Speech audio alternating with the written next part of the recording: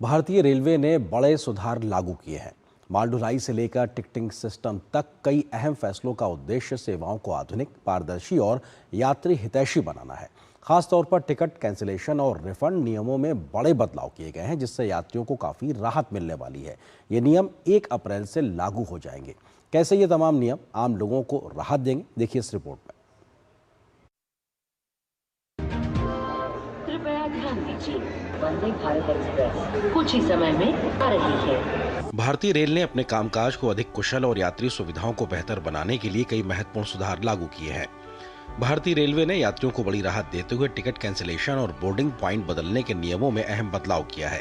पहले जहां यात्रियों को टिकट रद्द करने के लिए अंतिम स्टेशन तक जाना पड़ता था या ऑनलाइन TDR भरना जरूरी होता था, अब इस प्रक्रिया को पूरी तरह सरल बना दिया गया है। अब यात्री किसी भी स्टेशन के काउंटर से अपना टिकट कैंसिल करा सकते हैं। TDR यानी टिकट डिपॉजिट रसीद की आवश्यकता पूरी तरह समाप्त कर दी गई है। यानी अगर किसी कारण से यात्रा नहीं हो पाती है तो रिफंड अपने आप मिल जाएगा, बिना किसी अतिरिक्त प्रक्रिया के।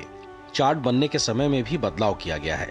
पहले ट्रेन के प्रस्थान से करीब 4 घंटे पहले चार्ट बनता था, लेकिन अब इसे 9 से 18 घंटे पहले कर दिया गया है। इसी के साथ कैंसिलेशन की समय सीमा को भी संशोधित किया गया है।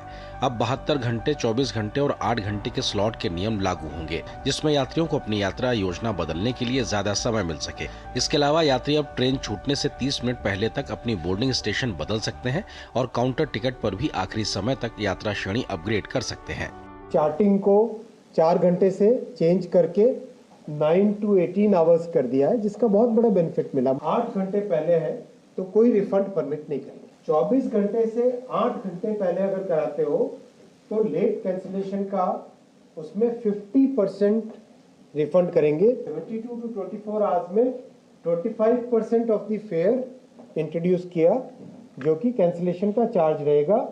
और 72 आवर्स से पहले नो डिडक्शन एक्सेप्ट जो चार्ज होता है मिनिमम टिकट पे कैंसिलेशन का, वो रहेगा। इसमें चेंज ऑफ बोर्डिंग पॉइंट इसको एकदम फ्री कर दिया। बेसिकली डिजिटली कर सकते हो with in 30 minutes of the departure. Railway विभाग ने तत्काल टिकट बुकिंग में लगातार सामने आ रही अनियमितताओं को रोकने के लिए बड़ा कदम उठाया है। तत्काल टिकट बुकिंग में भी आधार आधारित OTP और एंटी-बॉट सिस्टम लागू किया गया है, जिससे फर्जी बुकिंग पर रोक लगी है और करोड़ों संदिग्ध ID निष्क्रिय किए गए हैं।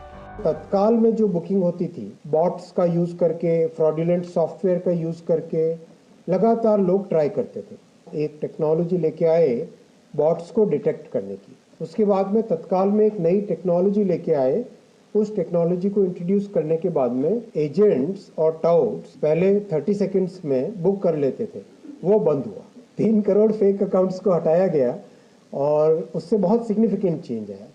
यात्री सुविधाओं के अलावा माल परिवहन के क्षेत्र में नमक ढुलाई को सुरक्षित और प्रभावी बनाने के लिए विशेष नॉन कोरोसिव कंटेनरों का इस्तेमाल किया जाएगा।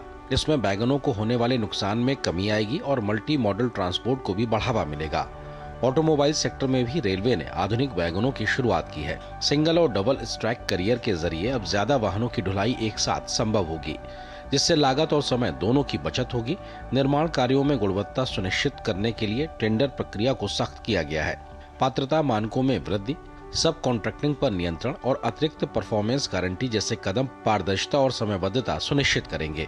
रेलवे इन बदलावों को 1 अप्रैल से 15 अप्रैल 2026 के बीच चरणबद्ध तरीके से लागू करेगा। इन सुधारों से भारतीय रेल न सिर्फ अधिक आधुनिक और कुशल बनेगी, बल्कि यात्रियों के लिए यात्रा भी ज्यादा आसान और सुविधाजनक होगी। DD न्यूज के लिए संवाददाता दीपक सिंह रावत की रिपोर्ट।